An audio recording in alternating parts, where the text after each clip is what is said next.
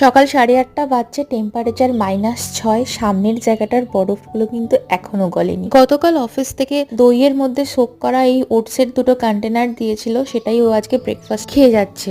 আমি রাতে পরোটা আর ঘুগনি বানাবো, তাই মটরটা একটু সেদ্ধ করে রেখে দিলাম। রিও আমাকে প্রতিদিনের মতো আজকেও ডিশওয়াশারটাতে কিন্তু আনলোড করতে হেল্প করে। ও খুব মজা করে এই কাজগুলো করতে পছন্দ করে, তাই আমি ওকে বাধাও দিই না, আর এতে করে আমারও একটু হেল্প হয়ে যায়। মা আর ছেলে মিলে বাসনগুলো সব গুছিয়ে নিয়েছি, তারপর ব্রেকফাস্ট করে এখন চলে এসেছি রান্নাঘরে লাঞ্চ বানাতে। লাঞ্চে আজকে বানাচ্ছি চিংড়ি মাছের ঝোল। আমাদের জন্য 2টো অবশ্য রুই মাছ দিয়েছি, কালো জিরে টমেটো বাটা দিয়ে হচ্ছে। রিওরটা তুলে নিচ্ছি, আমাদেরটা এরপরে লঙ্কা অ্যাড করবো একটু ঝালের জন্য। আর হচ্ছে রিওর ফেভারিট লাউ চিংড়ি।